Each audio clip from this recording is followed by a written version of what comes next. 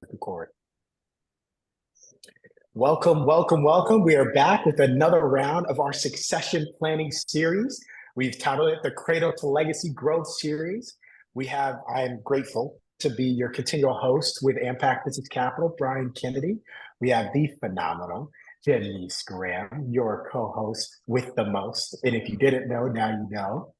And we are excited to bring you yet another round of our succession planning series. We'll continue to post these. We'll continue to do this series because, as you know, succession planning doesn't happen in a vacuum, and it certainly doesn't happen overnight.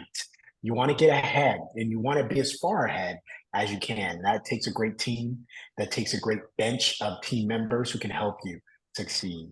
With that, I'll pass it to my colleague and co-host, Janise Graham, to introduce herself, tell you a little bit more about who she is and what she does. And then I will leave it to her to introduce our guest of honor for the day. Janise, Yes, off to you. thank you. Thank you, Brian. I am Janise Graham. I am a business strategist, insurance strategist, and the author of Leaving in Style, Business Succession on Your Terms. And that was really kind of a brain trust and a brainchild due to some very important things that had happened to a business owner that I knew. So out of that came an entire journey of wanting to educate and serve small business owners and give you the information to really start making decisions now so that you don't have to make decisions in a crisis time.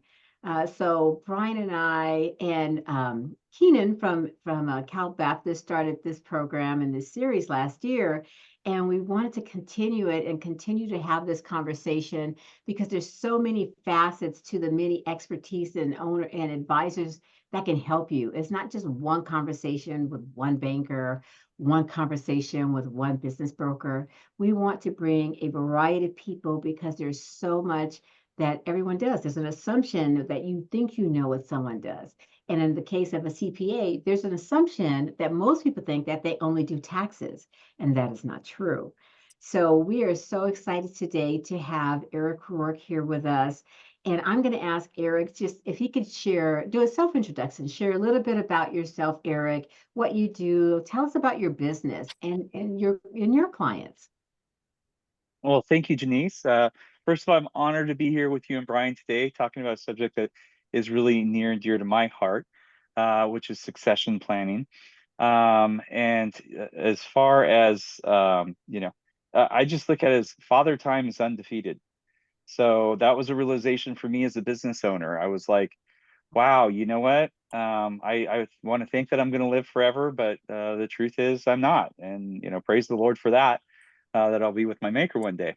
But that leaves a lot of responsibilities down here on earth as we look to take our businesses and this wealth and this dream and this vision to make a better world and pass it along to the next generation. So for our company, Roark, we're finance and accounting experts. We help connect businesses with CFOs and controllers to be able to help them with exits, ERP implementations, to be able to staff up so that they can achieve their dreams and live a better life. So yeah, I'm again very honored to be here with y'all today. Thank you. How long have you been doing that, Eric? Janise, it just sneaks up on you. We're a tad under 10 years. We'll be celebrating 10 years here. And time flies when you're having fun. So absolutely, it really does. And I know with you and the way that your business works, you have your team helps by going into serving in capacities in small businesses. Is that correct? Yeah, that's correct. So we work with small, middle-sized businesses to be able to help them. And there's a lot that goes into succession planning. So when we think of succession planning, there's multiple elements to it. One of those elements are, do you have someone to leave this business to? A lot of people don't think about that. What are you doing to groom the family members, the management, whoever that you're going to leave it to? If not, then if there's going to be someone to continue that legacy, you're going to have to find that person to continue the legacy through like a purchase, potentially. So that is always the issue. It just is. Like you say, Father Time does not discriminate. When you see that, how do you as a CPA, how do you all address that type of scenario or that situation? Yeah, so part of our job, so unlike your traditional CPA firm that comes in and does your taxes, like you mentioned earlier, does your audits, right? Our job is really to partner with the businesses inside their company and help work on their company. So that's part of the questions that we're asking business owners. What are your ultimate goals? I think far too often, in planning means thinking, planning ahead and thinking ahead. Far too often, we're just so caught up in the day to day and all these things that are coming with us. But I think the first question is what do you want? Ultimately, what do you want? So you formed this business for a reason. You had this dream, you had this vision. So how does this vision live on even past yourself? And it's really sitting down, and that's a conversation that is very internal and very personal and very individualistic to people. But starting that process and what ultimately you'd like to see as the end result is kind of the beginning. So start with the end in mind. Stephen Covey, Yes. habit number 2, I think it is 2 or 5. I love that book. But that's it. I So mean, the accountant in me says if you're on a 10 key, the 2 is right above, or the 5 is right above the 2. okay. Yeah. So there you go. And that's absolutely right. And to it sounds kind of like pie in the sky, but if you really settle down and ask that question or look at beginning with the end in mind and what does that look like, for as a business owner, they should really take that time to dream, Yes. to really have that best case scenario. And in your when you're working with them, are you seeing best and worst case scenarios? We see a lot of worst case scenarios, if I'm being honest with you. People are usually calling us saying, Eric, help. We're in that Wow. situation. But there are definitely businesses that do it right. And when they do it right, not only does it benefit them financially, it reduces their taxes, but from a human perspective, their heart, they really feel fulfilled. So we definitely see the last minute, hey, I got this offer. Unfortunately, we have some people that get sick. And are dealing with that now. And then there's people that are like, hey, 5 to 10 years from now, here's where I want to be. And when you have that in mind and you run your business as you're positioning to sell, it's absolutely incredible. But if you're looking to transition, it's hard to transition last minute. It really is a ahead of time thing where you get big gains. Yeah, see, you said the magic word that I think a lot of people like to hear. It's taxes, not paying them, but saving on them. Can you speak to a little bit about how planning helps to save taxes? Yeah, so whenever you're really considering exiting, if you're looking to exit the business and take that alternative versus getting it passed down to the next generation, the first thing I do with business owners in that case, I say, okay, we've got to build the appropriate team, right? And the appropriate team is going to be expert specific to the event. So maybe your tax advisor that you currently have isn't a specialist in M&A transactions. Maybe they're not specialists in trust or wealth transfer. You're going to want to bring in a wealth manager as well, and you're going to want to get that team around you to look at the different strategies based on your outcomes. Some people are very charitable, so they may want to enter into something called a charitable remainder trust, right? Some people may want to pass down the business to the employees or the key employees that got them there. In that case, you may want to look at a management buyout or potentially an ESOP. So there's several different strategies from a tax effect. Some people may want to get the most value out of the transaction, and that case, people are looking at strategic buyers or private equity buyers. See, that's a lot. And that's a lot to consider, and considering it at the last minute would be very difficult, I would think. Yes. When you structure it properly and you set up those vehicles ahead of time, you can save significantly on taxes and you can also maximize your value. So it is really important. I would say from a time horizon, you really want to get at least 3 years out if you're looking short. But 5 years is kind of a good time horizon where you can make significant changes. If you're on a 10-year track, that's a good time too. Janise, at the end of the day, it's kind of like planting a shade tree. The best time to start is 10 years ago. And if you didn't start 10 years ago, plan it now. I love that. That is a beautiful visual and analogy, and it makes so much sense. Awesome. And as I was listening to you talk about the different advisors, I couldn't help but smile because I talk about that in my book. I have a section that I talk about the accessories because I don't use sports analogies in my book. I use fashion analogies. So there. And the business suit is the business, and the accessories are the advisors that enhance the business. They are not the suit. They don't work there, but they enhance it. So your wealth manager, your attorneys, and all of your subject matter experts are the advisors that you need to have on the team when you need to have them on the team. They're not there all the time. They're just there when you need them.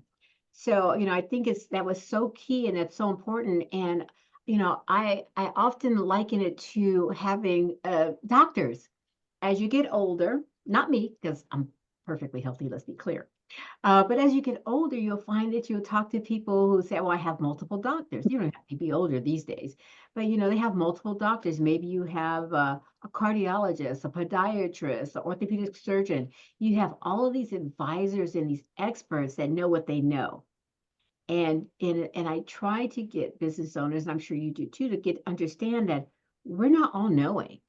That is not the role. The role is to find the right people to sit on the right seat on your bus.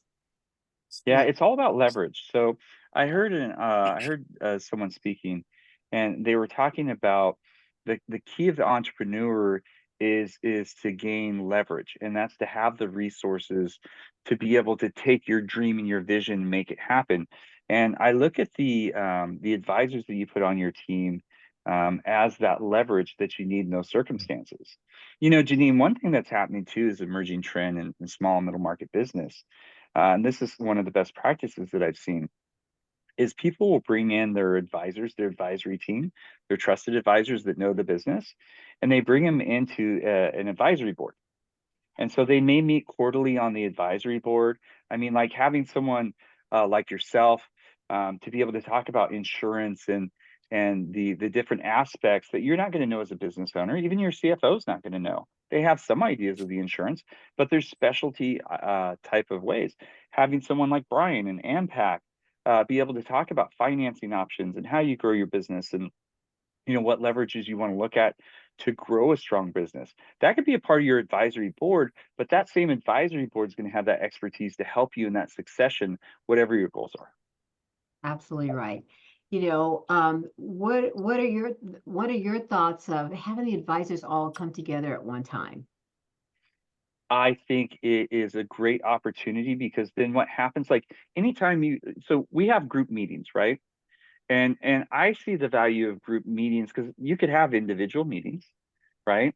But group meetings, I believe the biggest value of group meetings is the synergy. So when you start talking about something, someone says something, you're like, oh, but if you're looking at that, you could do this. And that person's like, but then we could do this. We call that plussing, right? Just kind of adding to. And you build that synergy in the meeting. If you have all those advisors at the table that are helping you, or the key group, right, of advisors, you obviously don't want 20 people in a room. But if you have the key advisors, then people are starting to build on different pieces. Otherwise, you're having separate conversations with everybody, and what one person knows you don't get the benefit of because they're not there in the room together. That's absolutely right.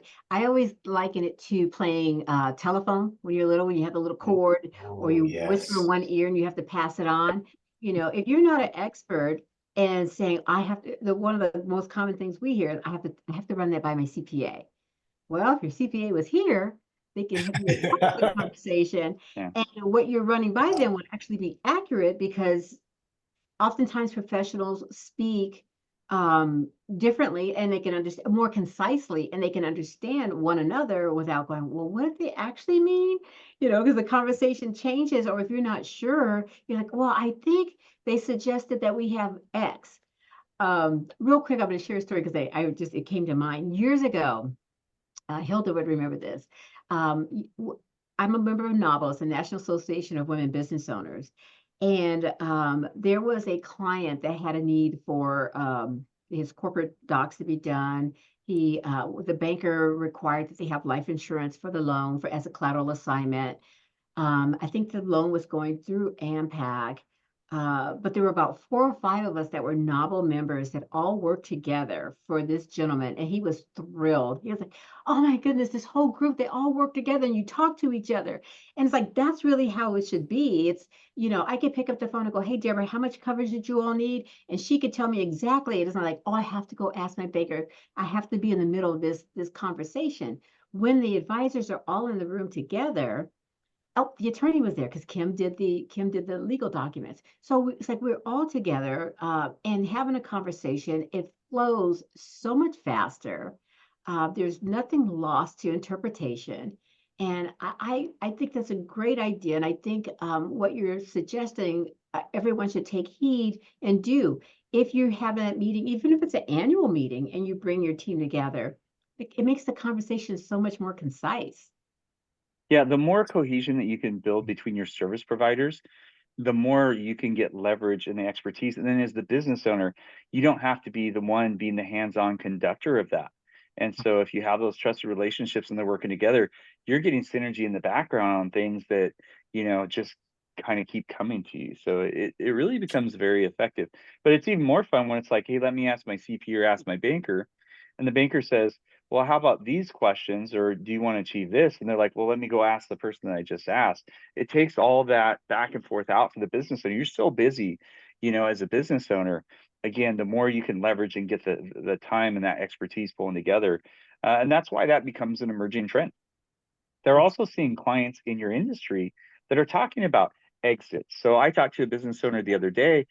They're looking at an exit. They went through a process, so they got approached by an offer, right? This happens. And they're like, ooh, this sounds great. Unfortunately, they weren't ready and they weren't prepared. So they weren't able to execute, pardon me, a transaction. And candidly for them, it was probably really a good thing because now we're working with them to bring the expertise in.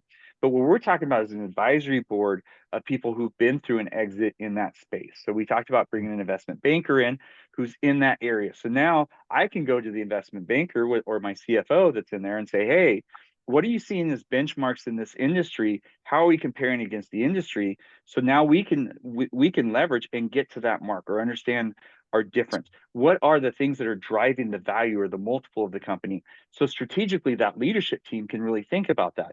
And the leadership team presents and they go, well, we're seeing these companies doing this, this, or this. If you're in the business, you don't get a chance to see what other businesses are doing. All this is obviously confidential for each business, but you see as an industry what's happening and you just benefit greatly. I think, first of all, I think it's great that your client recognized that it wasn't the time, because so often people will still force the issue, even if it isn't the time, and it's a fire sale at that point, or they're giving it away. So yay for them for being able to step back and have the time and the space to take your advice and to listen. I think they're going to increase their value tremendously.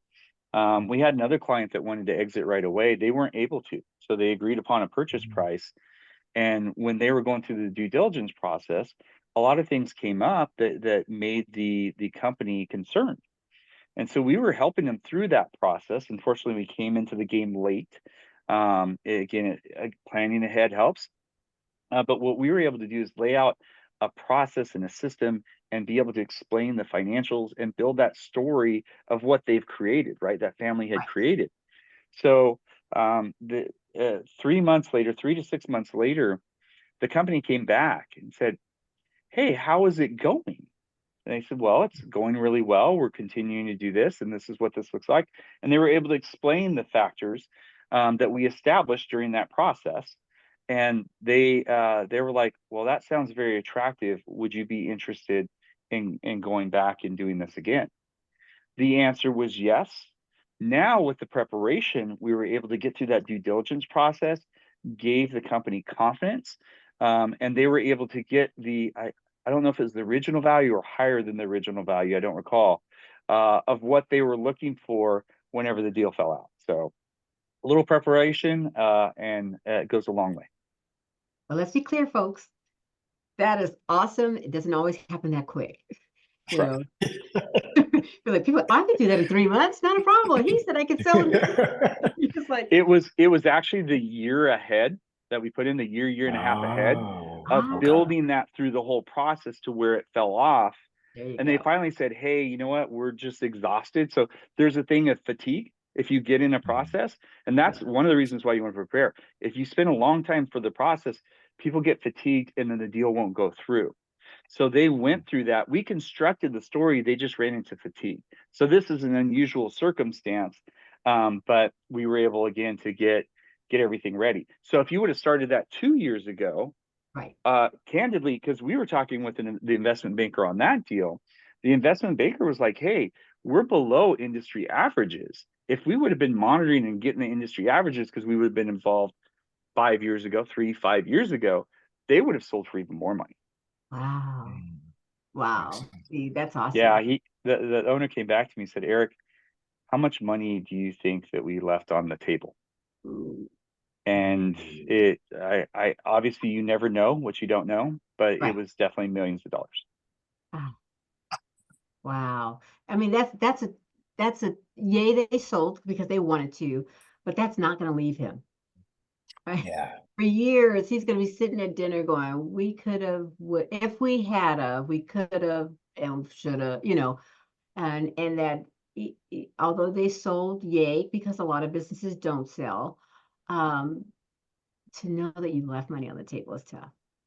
Yeah, the flip side of that is they've also know that they have enough money that they don't the immediate family or the future family does not have to worry about money anymore.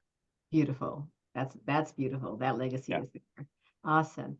So Huge. when you're in these situations, Eric, and you see these businesses, oftentimes I'm sure they're family businesses largely, Yes, um, correct.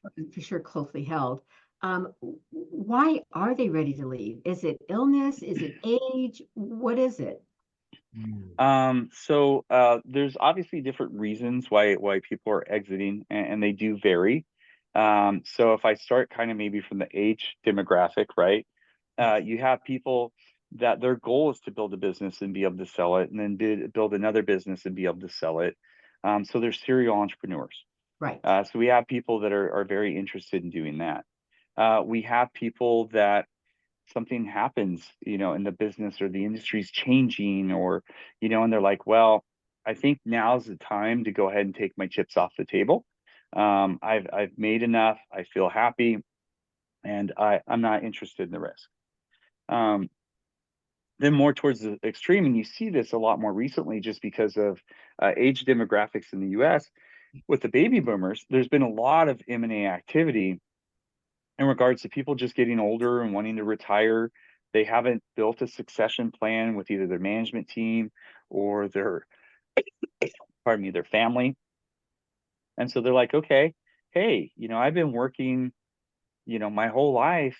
I want to enjoy the rest of my life. And so Yeah. you see them starting to move and exit that way. Yes. So it's like we don't hear the word retirement, but it's like you going on to the second chapter or whatever that may be.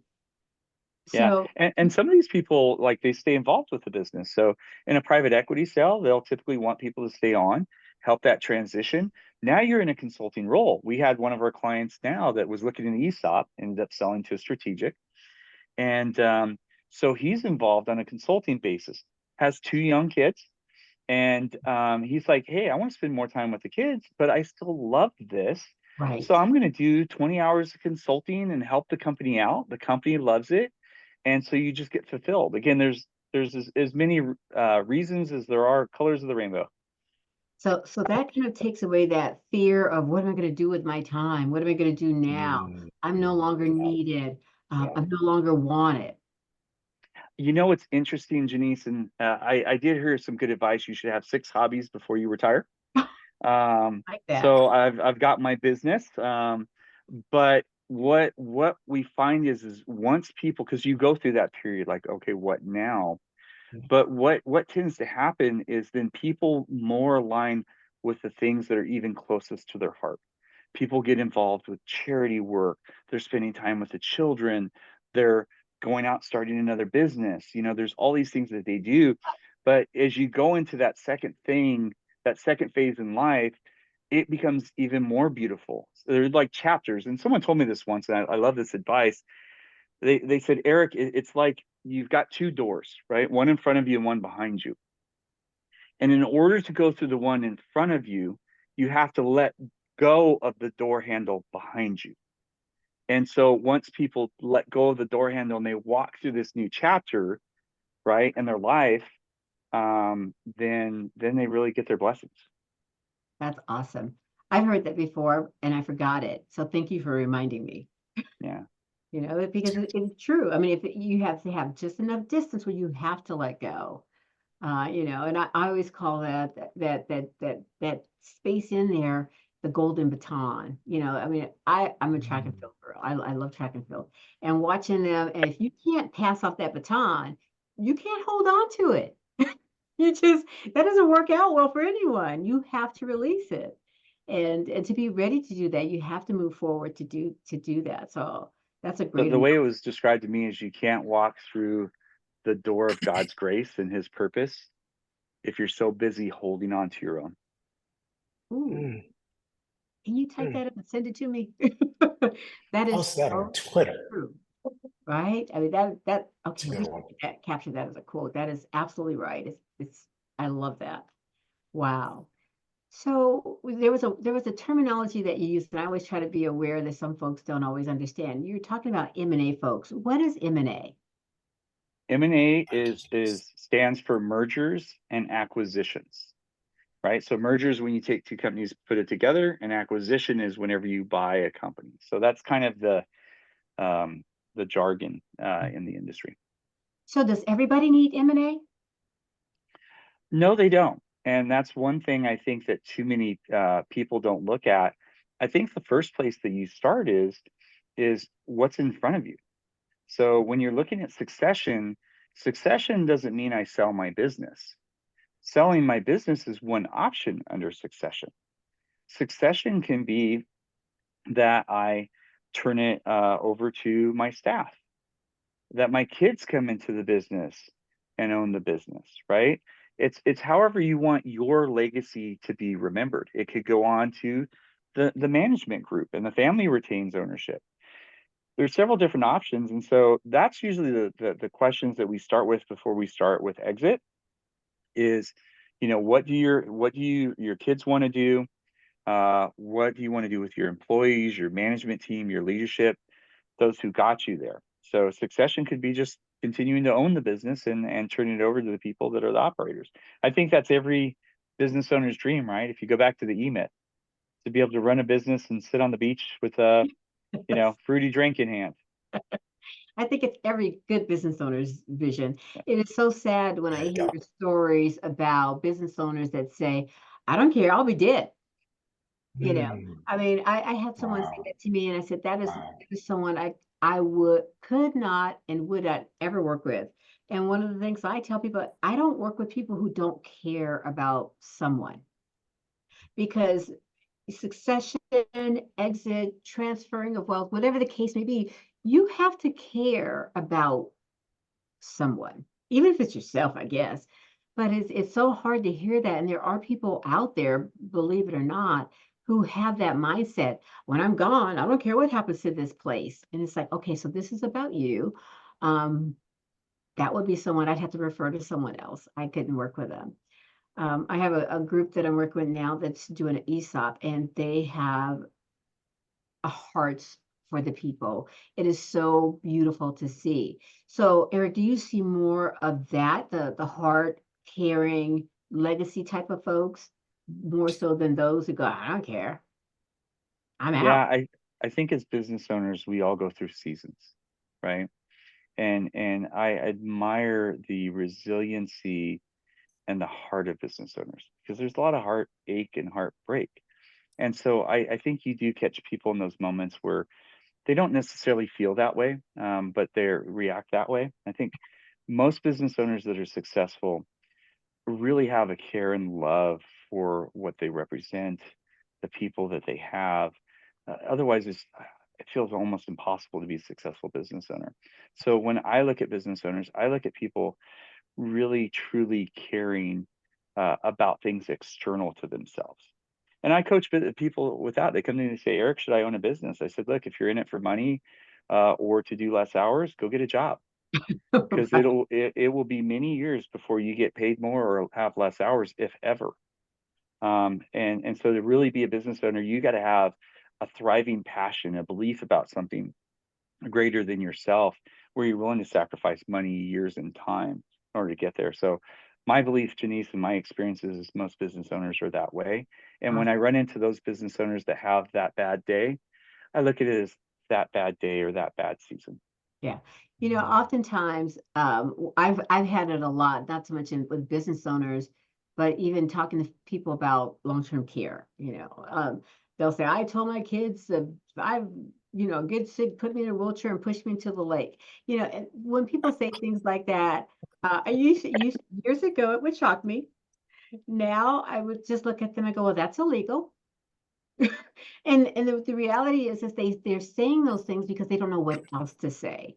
They don't know what their options are, and they don't know what to do. So it's kind of flip it to kind of take a I don't care about me stance, or I don't care, when I think it's like you said, I like that, a bad day. I like that. I'm gonna remember it that way, because it's really they just don't have the information to make a better decision or make a comment that's a little bit.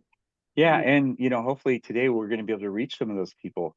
But I Yes. will say there are centers, there are places. I mean, if you look at your local SBA, if you look at the entrepreneurial center that AMPAC's growing, Yes. I mean that's a great place as a business owner. If you don't know probably like if there's anything out there that you don't know, there's a resource for you there, to be able to help you and grow you, and to get in a good advisory group, peer advisory group, where you're talking to other owners. It'll open up so many areas. It's back to kind of iron sharpens iron. But you touched on one thing that I thought was very interesting too, Janise, and I don't think gets enough attention or airtime, and that's key man insurance. Yes. And it could be key woman. I believe key man's the old term. So Yeah, key person, key key person. person. Yeah. Yes. So, but that's Well that. I said, think that's, Eric. Yes. yeah, I think that's really undervalued in a business, because you have certain key people that are in that business. And the thing that I think is important as we talk about care, it's not just you, it's your family. It's Yes. all the people that believe so much in you that they spent most of their life with you every day to build your dream. I believe as a business owner, you have a responsibility. So looking at key person insurance is critical, because if that key person leaves or is gone, it could be significant for the business. So that's part of the planning, the succession planning as well as you go, because we don't know God's plan, right? Absolutely. So we could live to 100, or we could get hit by a beer truck tomorrow, right? Yes. But having that security for your family, for your employees, for your vendors, for all these key relationships, it's just the right thing to do. And thank you for saying that. I had someone tell me, she says, you need to stand up and shout out of the rafters about key person, because not enough people are talking about it. And I was like, really? I'm around it all the time. So you kind of lose awareness. Get And used to it. thank you Yeah. for mentioning that, because it's one of those things where people are so surprised at that, number one, how it works. So I love that education process, but really what you can do to stabilize a business and a family.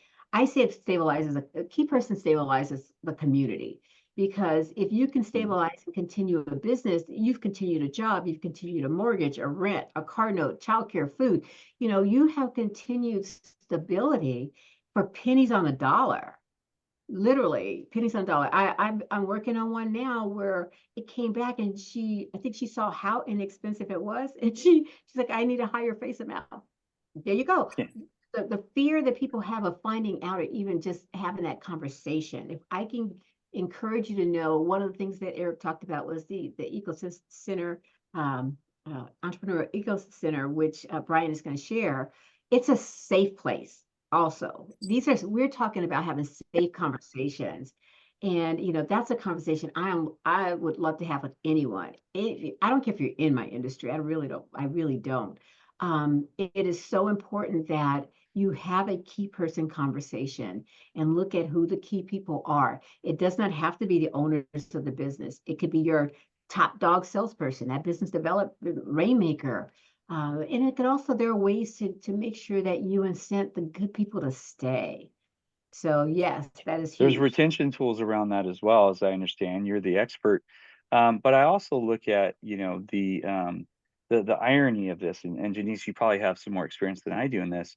The irony is I see that the key person insurance is being purchased more with larger middle market companies.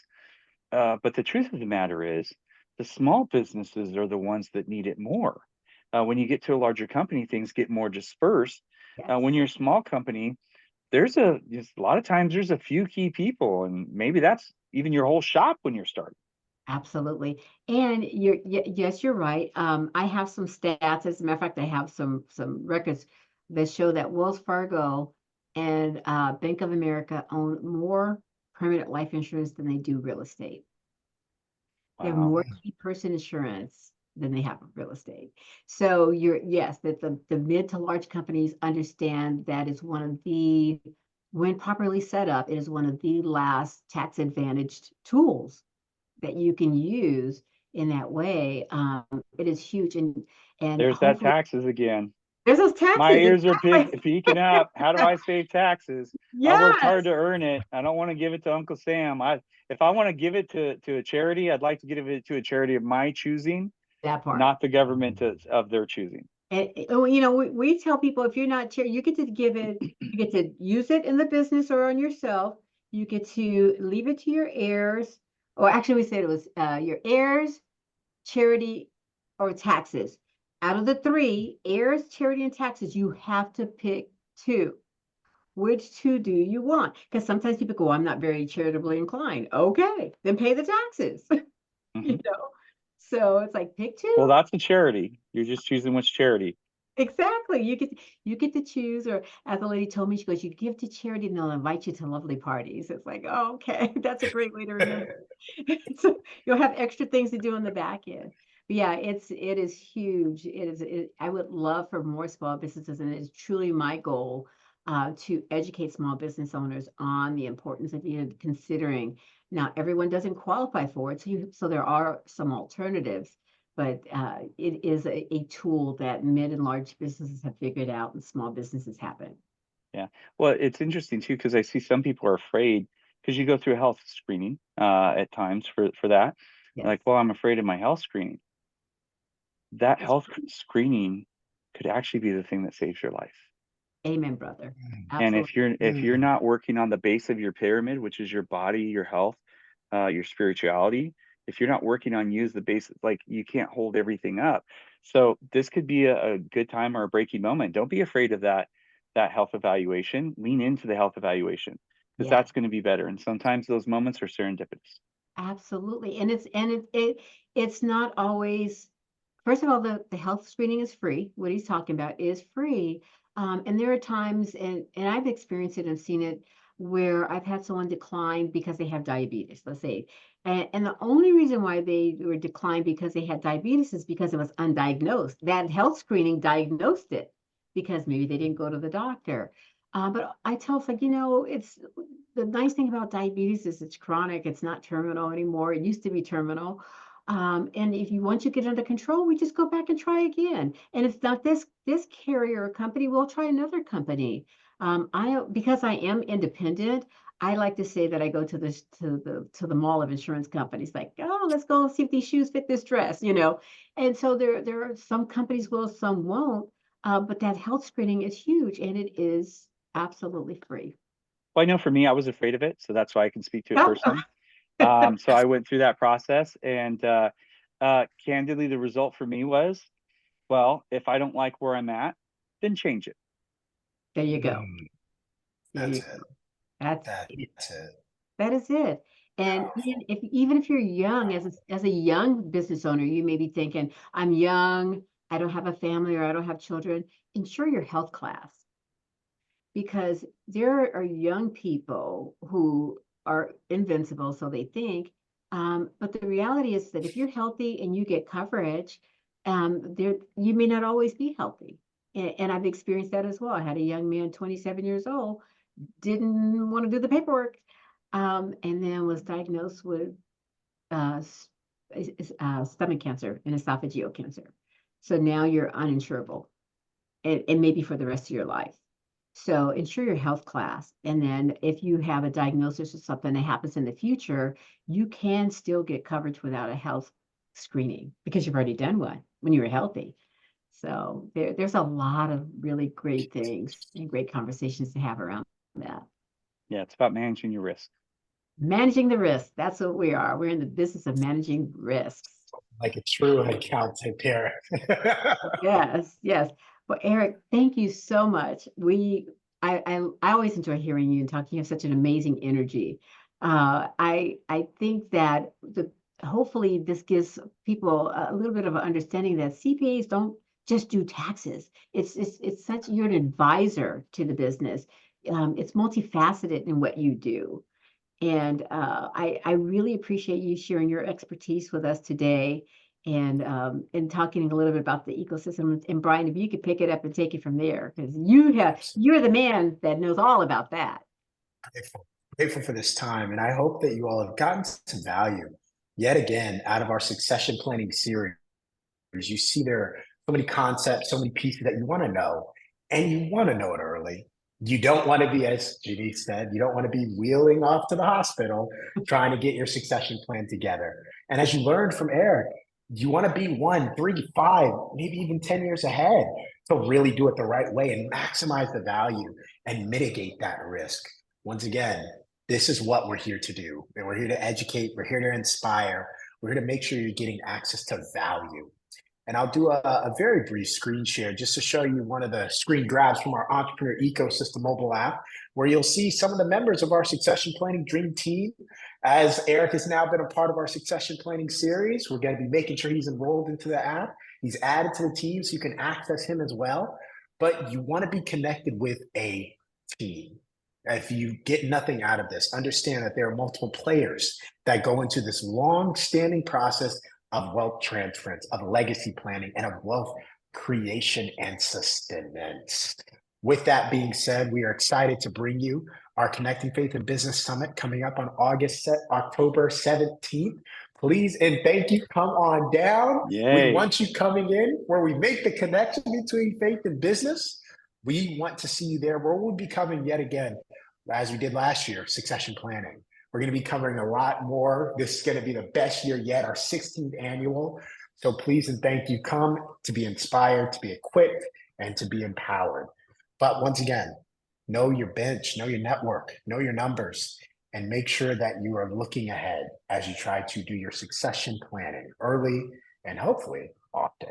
But once again, I have to say a huge thank you, Eric, for your time, for your expertise, for your wisdom.